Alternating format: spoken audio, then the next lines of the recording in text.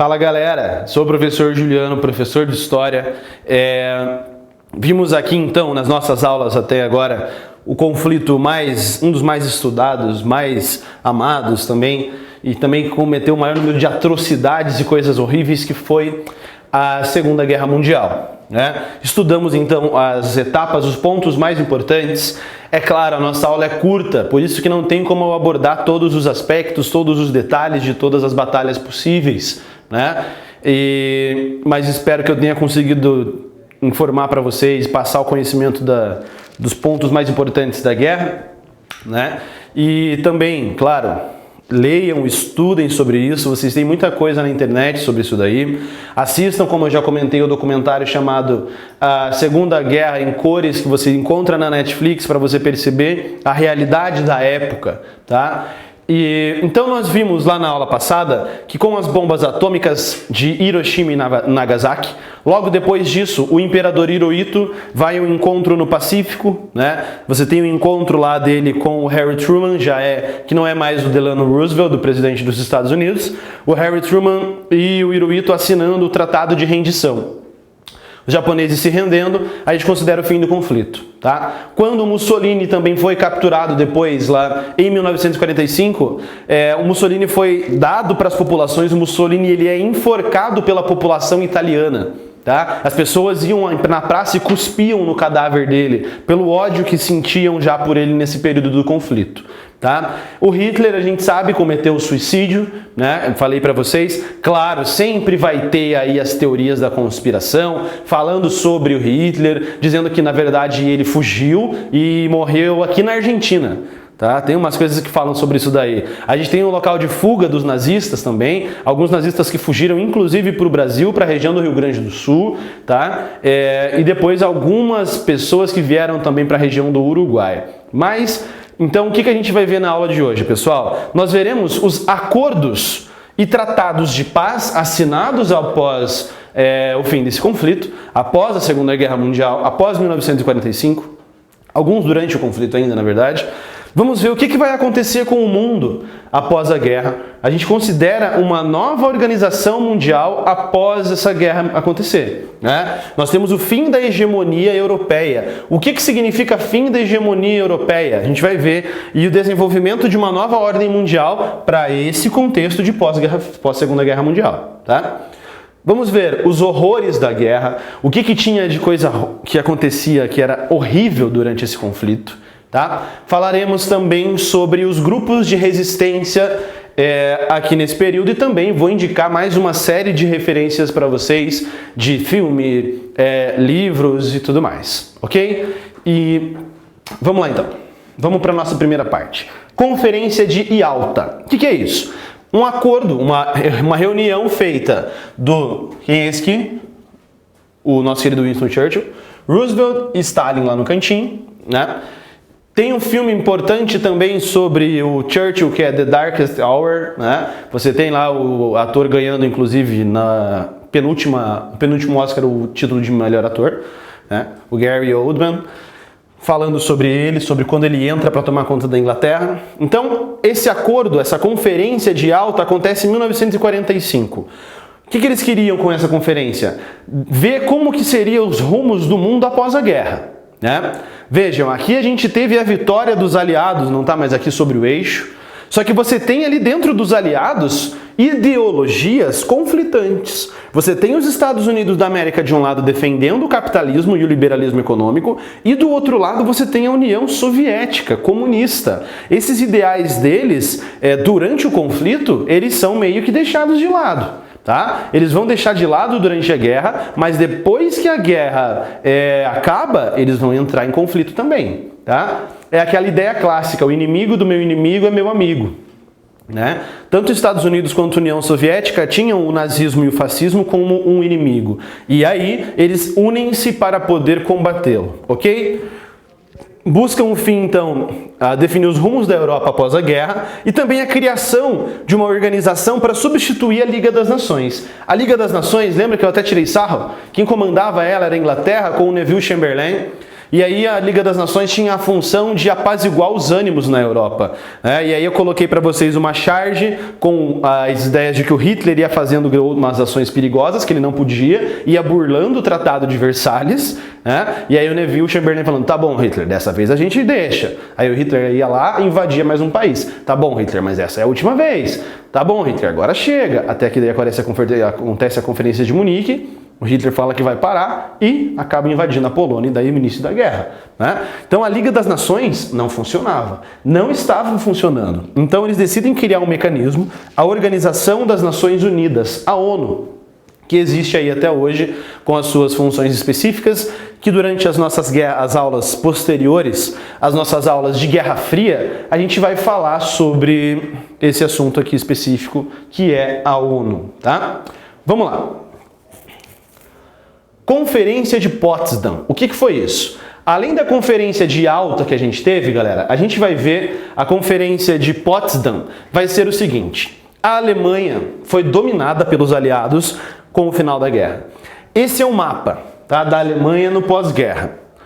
Ela ocorre em junho de 45. Quem que fazia parte aqui? Henry Truman, Clement Attlee e o Joseph Stalin, tá? Vejam, aqui você não tem mais o Roosevelt. Roosevelt morre, Churchill não é reeleito e nós temos o Stalin continuando ainda. Eles vão se organizar para decidir como a Alemanha ficaria, como ficaria o território da Alemanha após a guerra, para não fazer com que o nazismo voltasse a surgir ali, tá? Aqui é a imagem que a gente tem da divisão do território alemão, tá? Uma parte ficaria para os Estados Unidos, uma parte para a Inglaterra, uma parte para a França e uma parte para a União Soviética. Em teoria. Por quê? A França está quebrada. A França está destruída nesse período aqui. Como é que a França ia querer tomar conta de uma outra região, sendo que o seu próprio país está quebrado? Mas mesmo assim acontece a divisão, tá? E divide-se então a Alemanha em 4 zonas, comandadas por Inglaterra, Estados Unidos, União Soviética e França, e também a divisão de Berlim. Berlim ficava na parte soviética, aqui. A cidade de Berlim, ela fica dividida, tá? Então você tem essa região vermelha dominada pelos soviéticos, a cidade de Berlim no meio que é dividida. Absurdo, daí que tem o Muro de Berlim? Não, o Muro de Berlim vai demorar algum tempo ainda para que ele seja criado, tá? Dividem a cidade. Um lado dominado pelo capitalismo estadunidense e o outro lado dominado pelo comunismo. Isso, galera, a Conferência de Potsdam, ela é uma teoria, porque na prática era essa parte comandada pela União Soviética e a parte de cá comandada pelos Estados Unidos. Você tem a Alemanha Ocidental e a Alemanha Oriental, tá? E a criação do Tribunal de Nuremberg. O que foi o Tribunal de Nuremberg, galera? Eles decidem que os nazistas não poderiam passar incólume sobre isso. Os membros do partido nazista deveriam ser penalizados pelo que eles haviam feito durante o nazismo. Os nazistas tinham que ter culpa. E aí é criado o Tribunal de Nuremberg, onde os nazistas são julgados. E tem um livro fantástico sobre isso, da Hannah Arendt, uma filósofa alemã, judia, chamado Eichmann, Jerusalém, que ela vai fazer o acompanhamento jornalístico do julgamento no Tribunal de Nuremberg do Eichmann, que é um cara que comandava os trens lá para onde seriam direcionados nos campos de concentração e nos campos de extermínio, tá? Tem um filme sobre a Hannah Arendt que fala sobre isso, é maravilhoso. Problema, difícil de achar esse filme. Não tem Netflix, não tem no YouTube, vai ter que achar um torrent pirata para você conseguir achar. E depois da guerra, Estados Unidos e União Soviética vão começar a tretar. Bonitinha essa imagem. De um lado você tem então o capitalismo, o liberalismo defendido pelos Estados Unidos, e do outro lado você tem o comunismo defendido pela União Soviética. Aqui nós temos o surgimento de uma nova hegemonia. Agora, o que é hegemonia? Hegemonia é domínio, comando, capacidade de influência, E a hegemonia, então, era da Inglaterra. Só que agora a Inglaterra está quebrada, a França está quebrada. Quem que está em ascensão? Os Estados Unidos da América e a União Soviética. eles vão começar a se expandir, a expandir as suas influências, e aí nós temos, após a Segunda Guerra Mundial, o início da chamada Guerra Fria, que é uma guerra ideológica existente dos Estados Unidos com a União Soviética. Por isso nós temos o estabelecimento de uma nova ordem internacional, que a gente chama de bipolaridade. O que seria essa bipolaridade aqui, pessoal? Você tem, então, a influência dos Estados Unidos buscando influenciar o mundo no lado ocidental, e do outro lado aqui nós temos as influências da União Soviética. Isso significa que o mundo está dividido em dois globos, né? Em duas partes, em dois polos, um polo capitalista e um polo comunista, que a gente vai ver nas nossas próximas aulas, na próxima unidade do livro, tá? A ascensão soviética, a União Soviética está em alta, está se enriquecendo, está ganhando poder pra caramba nesse momento. E os Estados Unidos não quer isso porque ele pensa, tá doido, cara, o comunismo não tem que dar certo, né? E isso que a gente tem aqui, o capitalismo versus socialismo. E aqui a gente chega numa das partes mais tristes da história da humanidade, sem exagero, que são os horrores causados e sofridos, principalmente pelos judeus, durante a Segunda Guerra Mundial. Aqui em Curitiba, de onde eu falo para vocês, nós temos um museu chamado Museu do Holocausto, em que a gente consegue ter acesso à vida, ao que aconteceu, ao sofrimento dos judeus nesse período aqui da Segunda Guerra Mundial. Se você está vendo essa aula aqui de Curitiba, quando depois passar essa pandemia, vai nesse museu. Você que for vir visitar Curitiba em algum momento da tua vida, direciona um dia dos teus passeios e vai para o Museu do Holocausto, para você compreender, tá, o sofrimento que foi por povo judeu isso daqui, né? Os campos de concentração eram locais onde eram enviados homossexuais, ciganos, comunistas, pessoas com deficiência e principalmente judeus. Os judeus vão sendo hostilizados na Alemanha durante a ascensão do nazismo. E enquanto o nazismo está sendo colocado em prática, eles vão exterminando essas pessoas aqui, tá? Simplesmente por considerá-las inferiores, considerarem pessoas sujas, impuras, que não faziam bem para a sociedade. E principalmente os judeus vão sofrer muito nisso tudo, tá? E a gente chama isso de holocausto. Só que qual que é o problema, galera? Holocausto é uma ideia que significa sacrifício. Sacrifício não é muitas vezes algo que parece que você faz voluntariamente. Tipo, não, eu vou fazer um sacrifício meu, mas eu vou alcançar aquilo lá. Então, os judeus preferem a utilização do termo Shoah. Shoah é extermínio, tá? É calamidade. É eles falarem que eles não fizeram um sacrifício, eles foram para lá porque eles foram de maneira compulsória, né?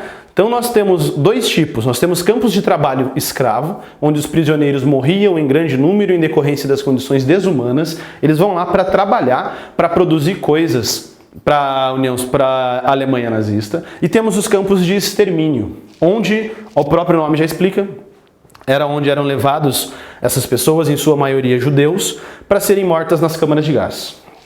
Antes elas eram fuziladas, tá? Só que eles gastavam muito dinheiro com munição, é isso que os nazistas vão dizer. E aí eles constroem as câmaras de gás, que a gente vai ver como que elas funcionavam, porque era mais barata, tá?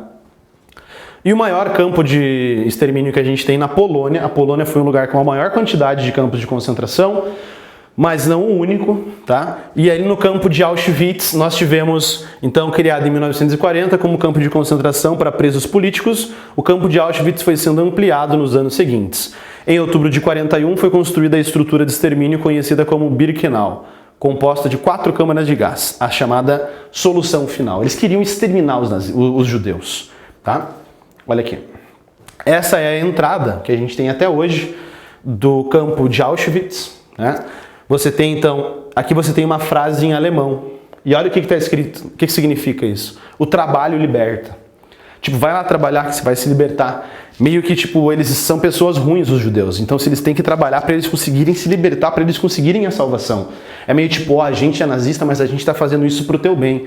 Olha o nível que a gente já viveu, galera. Isso é um dos pontos mais importantes que a gente tem que falar sobre a Segunda Guerra Mundial. Para não deixar isso voltar à tona de maneira nenhuma. A gente tem que entender que não podemos ser tolerantes com pessoas intolerantes. É o paradoxo da tolerância. Você não pode tolerar uma pessoa que quer exterminar um grupo. De maneira nenhuma, não tem que existir diálogo. Tá? Se chega um nazista numa mesa e tem 10 pessoas, se ninguém se levanta, você não tem um nazista, você tem 11. É um ditado que eles têm falando sobre isso daqui, que está lá até hoje. Tá? Aqui você tem a quantidade de campos de concentração que existiam na Alemanha e também na Polônia e em outras regiões dominadas pela Alemanha nazista. Tá? Eles foram construindo muitos campos de concentração, muitos campos de extermínio. Então, aqui você tem uma foto de crianças. Olha a ingenuidade na cara dessas crianças. Elas estão ali de boa. Veja como criança tem aquela ideia de estar brincando sempre, não se importa com o que está acontecendo. Por isso que você consegue perceber ingenuidade, inclusive naquele filme O Menino do Pijama Listrado. É um filme bonito que fala sobre isso daqui, só que demonstra uma parte triste pra caramba da nossa história, né? E dizia-se que as pessoas não conheciam, não se conhecia os crimes que o Holocausto estava causando. Tá? Os demais países do mundo não sabiam disso porque a Alemanha escondia. Isso aqui é o jeito que as pessoas dormiam nesse campo de concentração. Empilhadas ali, olha a magreza desse cara. As pessoas eram extremamente maltratadas, estavam ali para sofrer, esperando muitas vezes a sua vez de morrer, apenas isso. Tá? Então, observa aqui, essa é uma câmara de gás. Tá? Você tinha lá as pessoas indo para essas câmaras de gás. Eles diziam que os judeus seriam levados para tomar um banho, para fazer asepsia, para lavar o corpo, a sua higiene, ficavam esperando ali. Né? Quando a pessoa entrava, então, na câmara de gás, você tem, então, sendo liberado o monóxido de carbono aqui dentro, as pessoas vão inalando aquilo ali, isso é uma morte lenta, você começa a ficar tonto, não percebe o que está acontecendo e acaba morrendo, e não percebe, né? Depois disso, as pessoas elas eram retiradas disso aqui e muitas vezes quem fazia o transporte, isso é cruel demais, cara. Quem fazia esse transporte de pessoas mortas nas câmaras de gás eram às vezes os próprios judeus que estavam no campo de concentração porque eram obrigados a fazer isso, tá? E olha aqui o nível que a pessoa já está de magreza também, né? Sendo mortas simplesmente por serem judeus ou por serem diferentes. Essa é uma imagem chocante pra caramba, mas é importante, é proposital você entender isso, para que você veja que guerra não é bonitinho, não é coisa mais linda do mundo igual a Hollywood quer mostrar pra gente. Guerra é sofrimento, é horror. Olha isso aqui são fornos de pessoas. Aquelas pessoas que morriam no campo de concentração eram levadas num forno e incineradas. Tá? Isso aqui é um forno incinerando pessoas. Que você vê lá no filme do Menino do Pijama Listrado, aquela fumaça que está passando que o menino não sabe o que é. Né? Então, isso aqui são os horrores da guerra, certo? E nós temos também, galera, casos de resistência muito conhecidos da Segunda Guerra Mundial, que estão aí retratados, por exemplo, no Diário de Anne Frank. Né? Um livro extremamente conhecido, né? Que conta a história da menina Anne Frank, que ela ficou escondida lá na casa de alguns alemães e ela conseguiu sobreviver. Quando for visitar a Alemanha, vai visitar lá que tem ainda a casa lá onde que ela viveu. Tá? Existiram vários grupos de resistência, tá? E muitos países invadidos pelos nazistas, famílias escondiam e ajudavam judeus. O exemplo mais famoso é o caso de Anne Frank. Tá? E a população era incentivada a fazer denúncias desses judeus, certo? Nós temos também um caso bastante conhecido, além desse, que é o filme O Pianista, que demonstra o gueto de Varsóvia, que foi construído para separar os judeus, certo? Galera, aqui a gente fecha as nossas aulas. Espero que vocês tenham sido tocados principalmente por essa parte final do conteúdo, para você perceber os horrores que a humanidade é capaz de produzir em nome de poder e em nome de riqueza. Tá? E nunca se esqueçam disso, nunca deixem de lado esses assuntos do Holocausto, da Shoah que a gente viu aqui. É um negócio cruel, extremamente difícil da gente conseguir entender, né? E a gente não pode deixar que isso volte a se repetir, que nenhum resquício de fascismo, de nazismo volte a existir. ok? Bons estudos para vocês, galera. Eu sou o professor Juliano e até a próxima aula. Tchau!